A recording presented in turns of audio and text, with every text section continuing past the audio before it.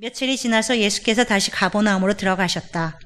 예수가 집에 계신다는 말이 퍼지니 많은 사람이 모여들어서 마침내 문 앞에서조차도 들어설 자리가 없었다. 예수께서 그들에게 말씀을 전하셨다. 그때에 한 중풍병 환자를 4사람이 데리고 왔다. 무리 때문에 예수께로 데리고 갈 수 없어서 예수가 계신 곳 위에 지붕을 걷어내고 구멍을 뚫어서 중풍병 환자가 누워있는 자리를 달아내렸다. 예수께서는 그들의 믿음을 보시고 중풍병 환자에게 이 사람아 내 죄가 용서받았다 하고 말씀하셨다. 율법학자 몇이 거기에 앉아있다가 마음속으로 의아하게 생각하기를 이 사람이 어찌하여 이런 말을 한단 말이냐. 하나님을 모독하는구나. 하나님 한 분밖에 누가 죄를 용서할 수 있는가 하였다. 예수께서 그들이 속으로 이렇게 생각하는 것을 곧바로 마음으로 알아채시고 그들에게 말씀하셨다. 어찌하여 너희는 마음속에 그런 생각을 품고 있느냐. 중풍병 환자에게 내 죄가 용서받았다 하고 말하는 것과 일어나서 내 자리를 걷어서 걸어가거라 하고 말하는 것 가운데서 어느 쪽이 더 말하기가 쉬우냐. 그러나 인자가 땅에서 죄를 용서하는 권세를 가지고 있음을 너희에게 알려주겠다. 예수께서 중풍병 환자에게 말씀하셨다. 내가 내게 말한다. 일어나서 내 자리를 걷어서 집으로 가거라. 그러자 중풍병 환자가 일어나 곧바로 모든 사람이 보는 앞에서 자리를 걷어서 나갔다. 사람들은 모두 크게 놀라서 하나님을 찬양하고 우리는 이런 일을 전혀 본 적이 없다 하고 말하였다. 아멘. 우리 주님께 영광의 박수 올려드리겠습니다. 오늘 잘 오셨습니다. 바라기는 금요일에 우리가 여기서 모여서 우리가 함께 기도하고 찬양하고 그리고 말씀 가운데 거할 때 이것이 정말 부흥의 산실이 되면 좋겠습니다. 기도하는 곳에 주님은 부흥을 부어주십니다. 새벽마다 또 금요일 우리가 함께 연합하여 기도할 때 하나님은 우리에게 무엇을 원하실까? 하나님께 순종하는 그러한 집회 되기를 원합니다. 여러분, 오늘 우리가 기도했지만 여러분들 요즘에 어떤 소리에 귀를 기울이며 살고 계십니까? 여러분, 정말 귀가 솔깃하는 그런 이야기들 여러분 주변에 있습니까? 아마 입시철 이제 수능이 다가오는데 아마 수능을 보는 자녀가 있는 부모님이라면 수능 관련한 소식이 들려오면 아마 귀가 솔깃하시고 마음이 완전히 쏠리실지 모르겠어요. 여러분, 자녀가 이제 입학을 하게 되면, 대학을 가게 되면 그 이후에는 직장, 결혼 이야기에 관해 마음이 자꾸 쏠리고 귀가 자꾸 갑니다. 가정을 꾸리고 자녀를 키우다 보면 자녀 교육에 관한 것에도 마음을 빼앗기기도 하고, 그리고 여러분 어떠세요?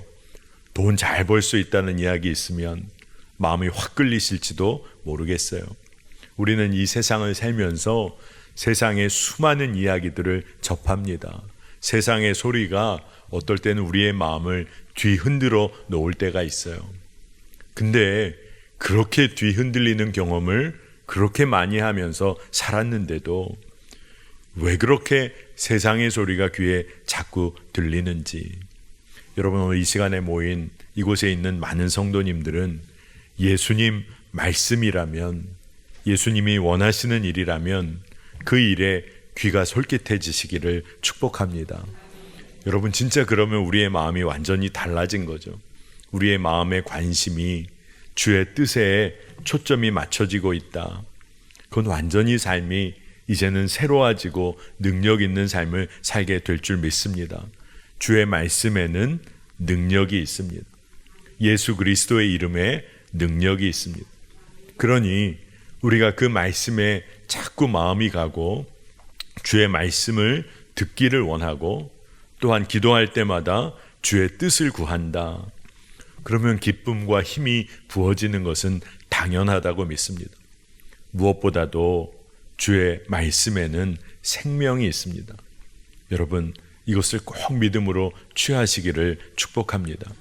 오늘 말씀을 보면 진짜 예수님께 마음을 다 쏟아부은 사람들의 이야기가 나옵니다. 오늘 마가복음 2장의 시작을 보니까 예수님의 소문을 듣고 모인 많은 무리들이 있었습니다. 예수님께서 수일 후에 다시 가버나움에 오신다, 이 소문이 퍼졌어요. 그래서 사람들이 엄청나게 모였습니다. 그런데 여러분, 사람들이 모일 때 그 중에는 아마도 믿음이 있었기에 모인 사람들도 있었을 거예요. 그런데 또한 그 중에는 그냥 한번 와본 사람들도 있을 겁니다. 여러분, 그런 경험 있으시죠? 사람들이 너무 많이 모여 있으니까 저게 뭔가 싶어서 기웃거려 본 경험이 아마 다 있으실 거예요. 그런데 한 가지만은 분명해요. 적어도 예수에 관한 이야기를 어떤 경로로든 듣게 된 거죠. 그 듣게 된 사람들이 모였다는 사실입니다. 여기에 우리가 주목해 봐야 될 것 같아요. 자신이 직접 들었을 수도 있지만 하여간 간접적으로 어떤 사람들의 이야기를 들어서 누군가가 전해주고 인도해줬기 때문에 그 예수 이야기를 듣고 그 자리로 나오게 된 거죠. 여러분, 그래서 진짜 이게 중요하다는 생각이 듭니다. 믿음의 출발은 예수에 관한 이야기를 들음으로써 시작이 됩니다. 그리고 그렇게 듣게 되었을 때 예수님을 만날 기회가 생기는 거죠. 그리고 주님을 더 알아가는, 또 주의 음성을 더 깊이 듣게 되는 경험과 은혜를 누리게 되는 것입니다. 그래서 진짜 전도가 중요한 이유가 여기에 있습니다. 전하는 사명, 이건 너무나 중요한 거죠. 전하는 사명을 감당하는 자가 누리는 축복이 있습니다. 예수님에 관하여 전하다 보면 예수님에 관한 믿음이 우리의 마음에 더 분명해집니다. 여러분, 누군가를 가르쳐 보면 자기가 더 배우게 됩니다. 예전에는 나도 이거 잘 몰랐던 것 같은데 가르치려고 해보니까 자꾸 준비하다 보니까 더 정확하게 알게 됩니다. 여러분, 주 예수 그리스도에 대하여 증언하고 전하고 그리고 나누다 보면 내 안에 말씀이 뿌리를 내립니다. 진짜 은혜인 거죠. 그런데 우리가 주의 말씀을 증거하고 전도를 한다고 하면 우리 마음에는 이런 생각이 들어요. 내가 이런 이야기, 복음을 전할 때 저 사람이 과연 받아줄까? 거절감에 대한 두려움이 있습니다. 거절당할까 봐 두려워합니다. 과연 될까? 그런데 그래도 내가 예수님에 관해 한번 이야기해보자. 역사하시는 분은 주님이시지. 믿고 나아가면 여러분, 우리의 입술을 통해 예수 그리스도가 증거될 때 주님이 이루어 가세요. 우리는 늘 착각을 할 때가 있습니다. 내가 뿌린 씨앗을 내가 거둔다는 마음으로 신앙생활을 할 때가 있어요. 그런데 여러분, 우리가 그렇게 생각하고 믿음 생활하다 보면 좌절에 빠질 때가 있어요. 왜 그럴까요? 결실이 안 보여요. 씨는 뿌렸는데 결실을 거둘 수가 없는 것 같고, 내가 거둘 것이 없는 것 같고, 내가 인정받지 못하는 것 같고, 그러니까 좌절할 때가 있습니다. 근데 그건 세상의 방식이죠. 그건 세상의 방식입니다. 내가 이만큼 수고했는데, 주님 뜻대로 이만큼까지 했는데 내가 거둘 수가 없다니, 이거는 세상의 방식입니다. 그런데 여러분, 주님께서 씨를 뿌리는 사명을 주셔서 그 사명을 감당했다면 그것으로 기쁜 것이죠. 주님이 씨를 뿌리도록 사명을 주셨는데 씨를 잘 뿌렸어요. 그러면 그것으로 된 거죠. 열매를 거두실 분은 주님이시다 믿고 감사하는 것입니다. 진짜 이것이 믿음의 삶이라고 믿습니다. 여러분, 한 번이라도 예수 그리스도에 관하여 이야기를 들어본 사람의 마음에는요, 복음의 씨앗이 심겨져 있는 거예요. 예수 그리스도, 예수가 그리스도시다. 요 짧은 요 예수 그리스도라는 말 한마디가 누군가의 마음에 심겨졌다면 이제 그 씨앗이 뿌려졌다면 이제 키우시고 자라게 하셔서 거두실 분은 주님이세요. 우리가 할 수 있는 일은 믿음으로 사랑하고 섬기는 일이죠. 그러니 우리는 주의 손에 붙잡힌, 온전히 주의 손에 붙잡힌 도구이고 종입니다. 예수님 믿으세요.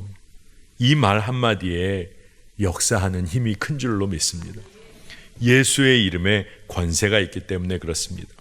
로마서 10장 17절에 그러므로 믿음은 들음에서 생기고 들음은 그리스도를 전하는 말씀에서 비롯됩니다.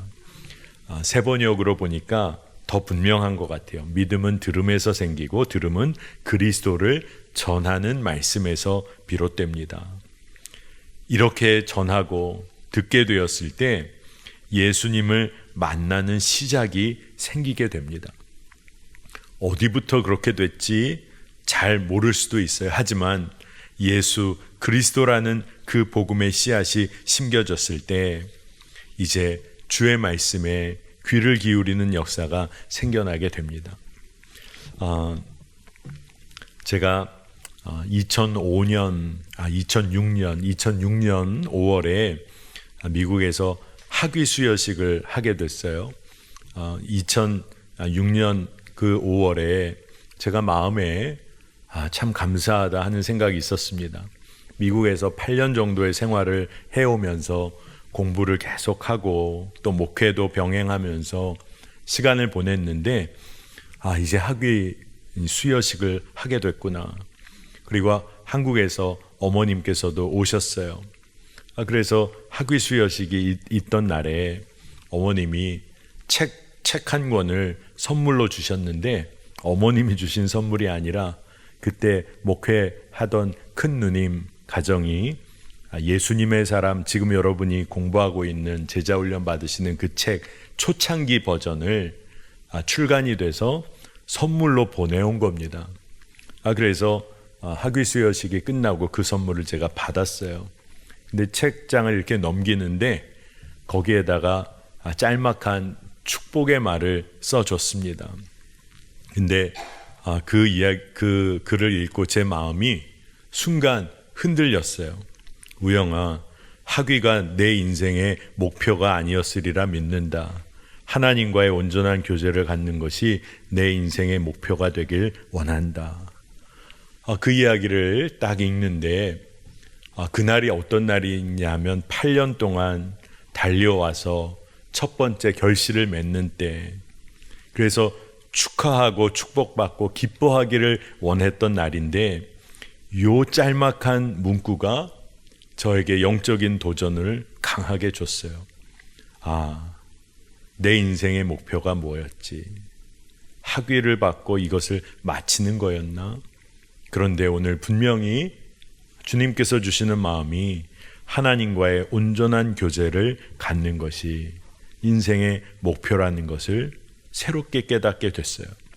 그래서 그때 제 마음을 이 앞으로 달려가야 할 인생의 방향을 하나님께 다시 맞출 수 있는 기회가 생겼던 겁니다. 여러분, 누구에게나 주님께서는 여러 가지 경로를 통하여 우리에게 말씀을 해주세요. 세상의 소리가 아무리 크다고 해도 주님은 너무나 분명하고 선명하게 당신의 말씀을 우리에게 알려주십니다. 여러분, 그것을 붙잡아야 돼요. 붙잡게 되기를 축복합니다. 오늘 본문에서도 예수님에 관한 많은 이야기들이 아마 그 가버나움 주변에 엄청 많이 오고 갔을 거예요. 그래서 수많은 사람들이 모였습니다. 하여간 어떻게든 예수님을 만나게 된 사람들이 많이 있었던 거예요. 근데 바로 그때 예수님은 그렇게 모여든 사람들에게 예수께서 도를 가르치셨어요. 길거리에 도를 아십니까? 이런 얘기가 아니라 오늘 마가복음 2장 2절에 새 번역으로 보면 많은 사람이 모여들어서 마침내 문 앞에 조차도 들어설 자리가 없었다. 예수께서 그들에게 말씀을 전하셨다. 예수님께서 말씀을 전하셨다. 이 표현이 개역 개정 성경에는 예수께서 도를 가르치셨다. 그러니 예수님은 하나님의 말씀을 가르치셨어요.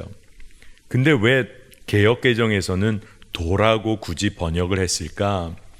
마가복음은 아주 특별한 그런 복음서입니다. 복음서 중에 가장 먼저 쓰여진 복음서인데, 마가복음서를 여러분 잘 곰곰이 읽어가다 보면 길이라는 단어가 굉장히 여러 차례 등장합니다.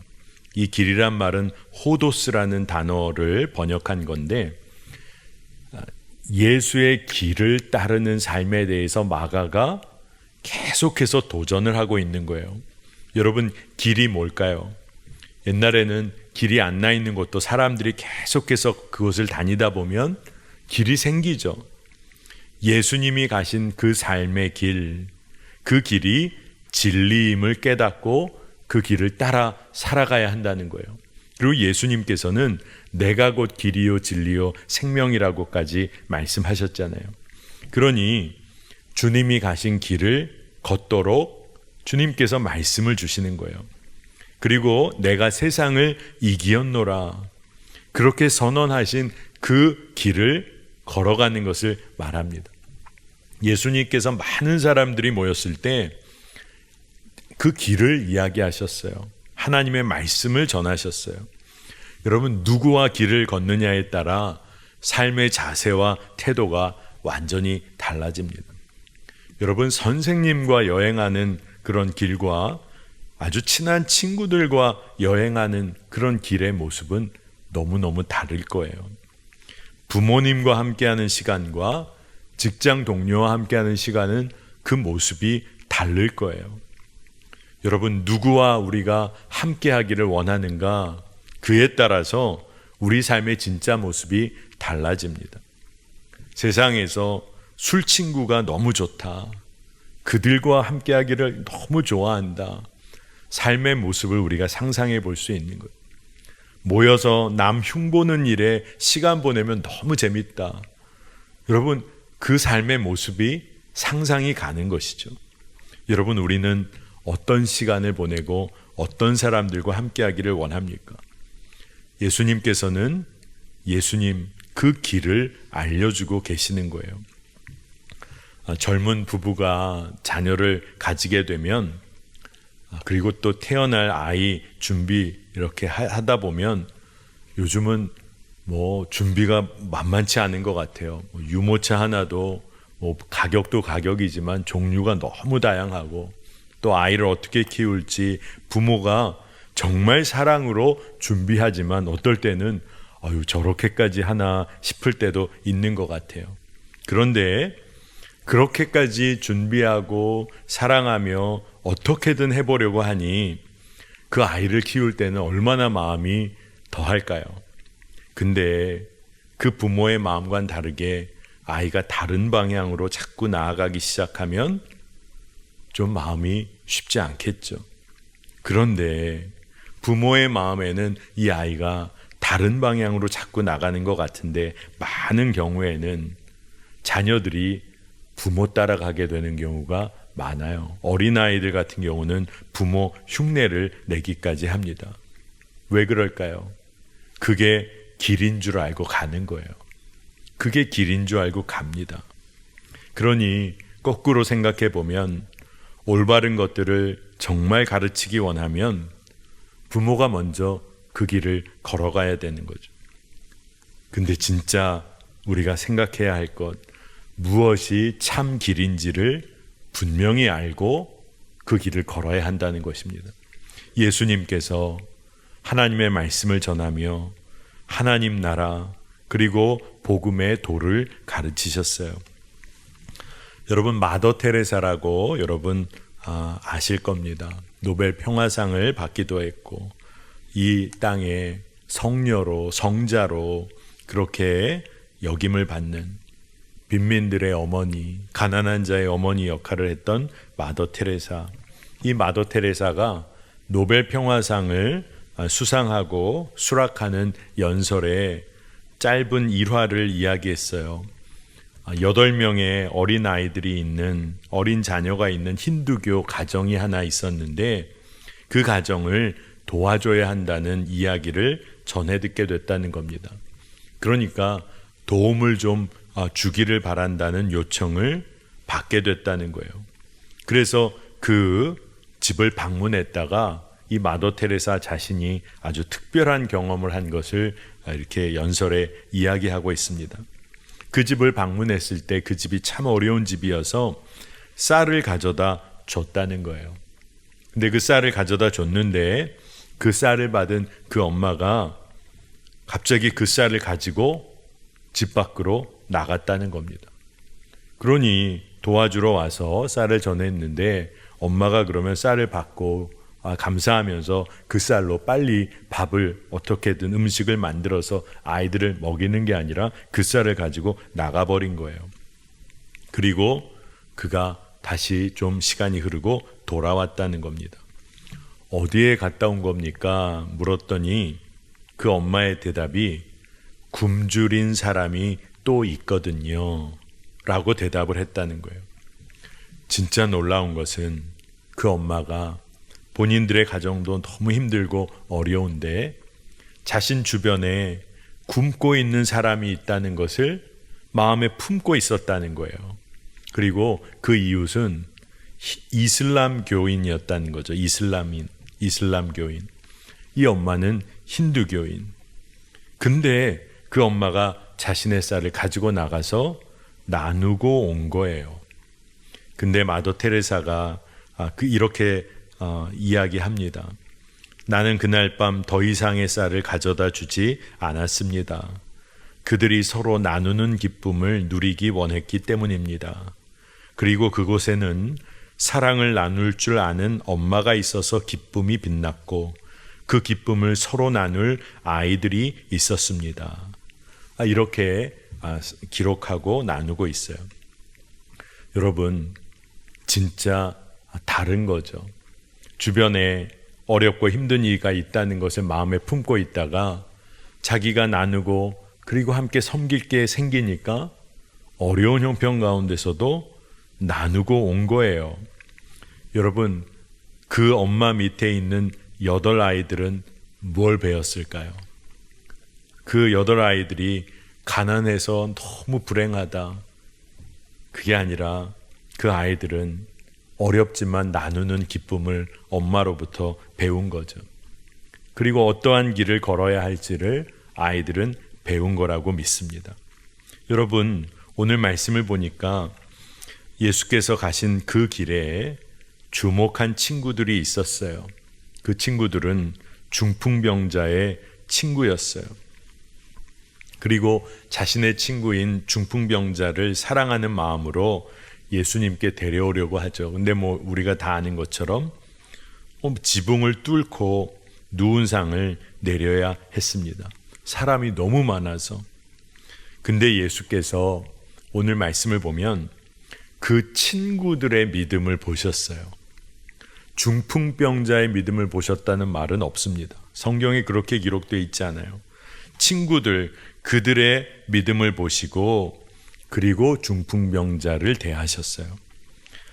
아마 우리가 믿음의 상상을 해보면 친구들이 주님을 바라보고 주에 대하여 관심을 갖고 마음을 가졌던 친구들이 자기 중풍병 걸린 친구와 그 믿음의 이야기를 왜 나누지 않았겠어요?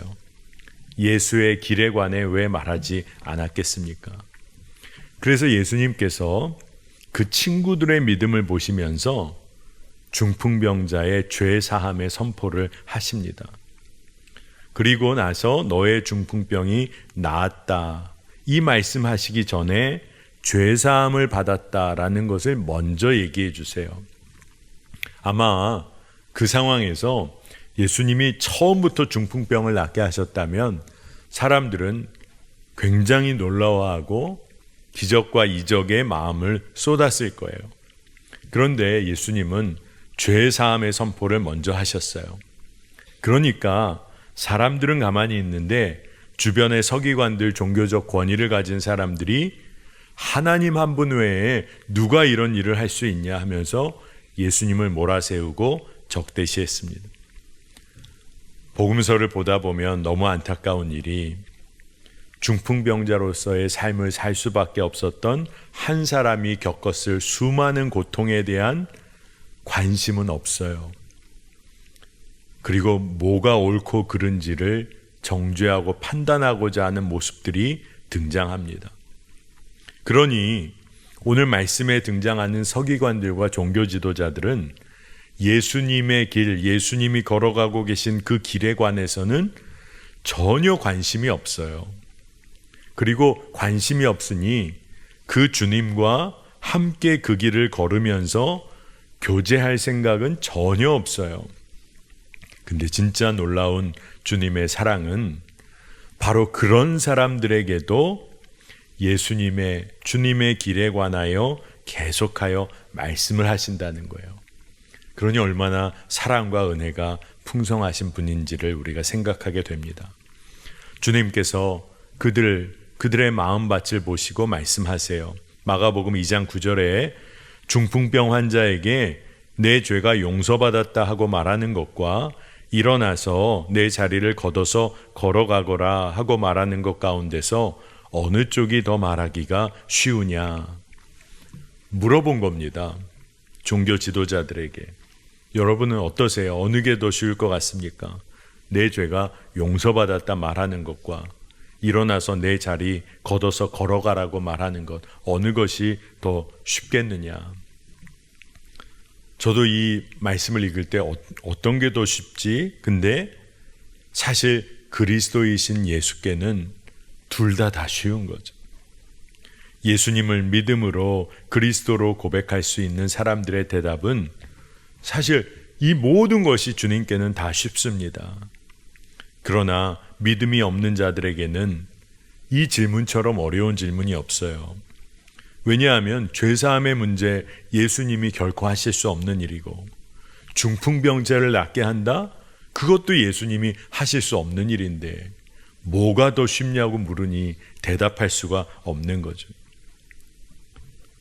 그런데 예수님은 죄사함의 권세가 예수님께 속해 있다는 것을 중풍병자를 낫게 하심으로 알려주세요. 증거해 주십니다. 그 얘기는 뭐냐 하면 우리 예수님은 우리 삶의 모든 것을 온전케 하고 새롭게 하시기를 원하세요. 육적인 삶의 문제 주님이 새롭게 하시기를 원하세요. 영적인 삶의 문제와 곤고함 그 문제를 주님이 다루시기를 원하세요. 그러니 단지 고치는 사람이 아니라 사랑하시는 분인 거죠. 예수님은 우리를 사랑하세요. 그래서 우리의 삶이 완벽해지기를 원하시는 게 아니라 온전해지기를 원하시는 거예요. 그래서 온전해진 그러한 존재로 이제는 주님과 함께 주의 길을 걷도록 인도해 주시는 겁니다. 중풍병자가 병이 낫게 됐어요. 하나님께 영광을 돌립니다. 그 이야기는 이제 하나님에 대하여 마음을 열고 하나님과 온전한 교제를 하는 첫 출발 지점에 놓이게 됐다는 거예요. 근데 이 일에 정말 중요한 역할이 뭐였냐 하면 주변 친구들의 믿음과 사랑이 엄청난 중요한 역할을 한 겁니다. 그리고 무엇보다도 그들이 예수님을 향한 사랑이 있었어요. 그 친구들이. 그러니 그 친구들은 예수님을 향한 그 사랑을 가지고 자신의 친구를 섬긴 거예요. 여러분, 예수님을 진짜 만나고 경험한 사람은 이제 주님과의 교제로 초대를 받습니다. 중풍병자가 바로 그 초대를 받게 된 거예요. 여러분, 우리 안에도 우리가 주님을 만난 감격이 있었어요. 그리고 여러분들 예수님 만나고 예수님 믿게 되었을 때 기쁨, 그리고 그때의 그 놀라움. 그런데 지금을 이제 시간이 지나 보면 여러분은 주님과의 교제가 깊어지셨나요? 주님을 더 깊이 경험하고 주의 말씀을 더 마음에 심게 되셨나요? 이게 진짜 중요하다는 겁니다. 그러니 우리가 정말 주를 만났다면 이제는 주님과의 교제가 깊어지고, 그리고 더 나아가서는 중풍병자의 친구들처럼 누군가가 주님을 만날 뿐만 아니라 주님과 더 깊이 교제할 수 있도록 옆에서 도와줄 수 있는 사람으로 서야 합니다. 전도할 뿐 아니라 그 믿음이 자랄 수 있도록 양육을 돕는 일에도 우리가 쓰임받아야 할 줄로 믿습니다. 제 어머님이 젊으셨을 때 유치부 부장 선생님을 오래 하셨던 것 같아요.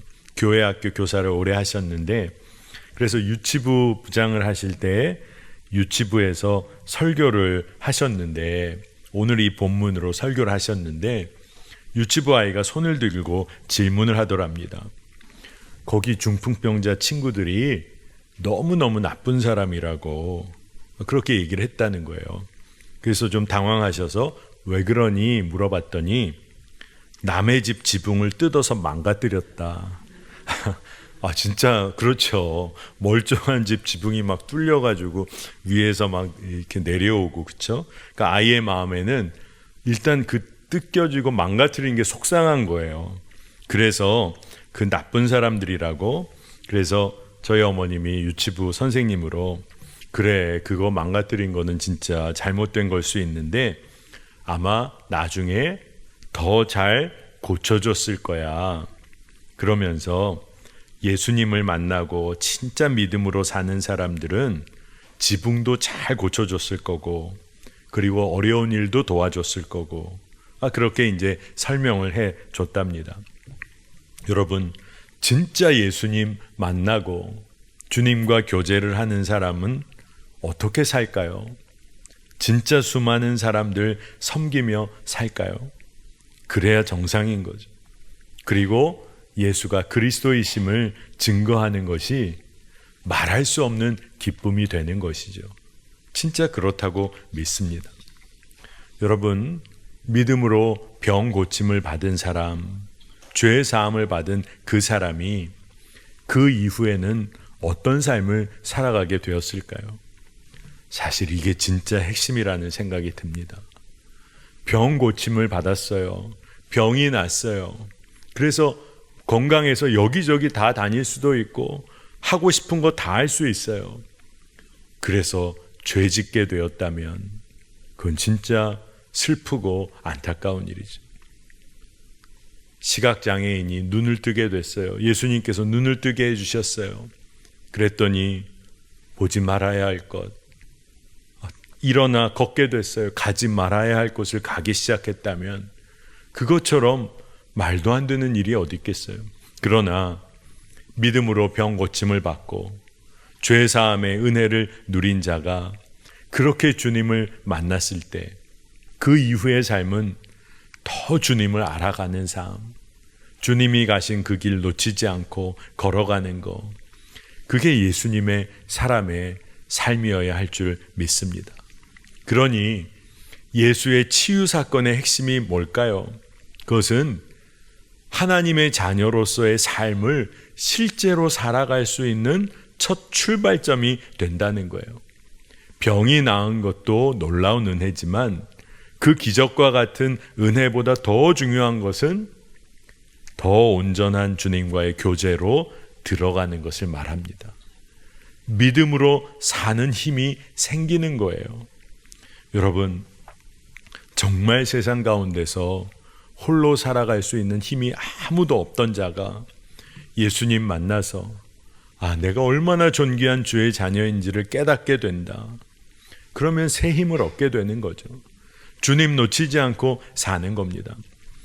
많은 젊은이들이, 청년들이 결혼식을 얼마나 멋지게 하고 싶어 하는지 모릅니다.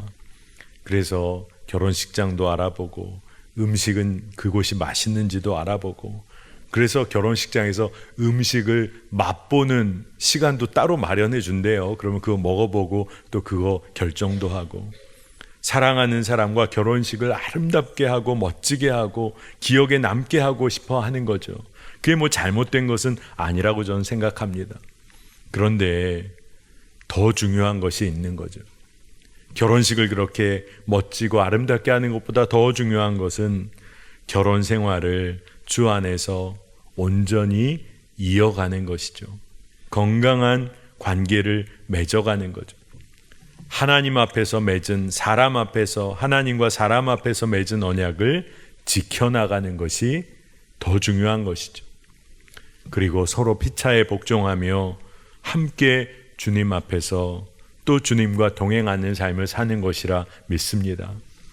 여러분, 우리가 뜨겁게 주를 만났다. 그리고 주님을 너무나 강하게 경험했다. 그것은 진짜 하나님께서 우리에게 주신 은혜 중에 은혜예요. 그런데 거기서 멈추고 있다면, 그러한 것만을 계속 구하고 있다면 우리의 믿음 생활은 한쪽으로 기울어져 있는 것입니다.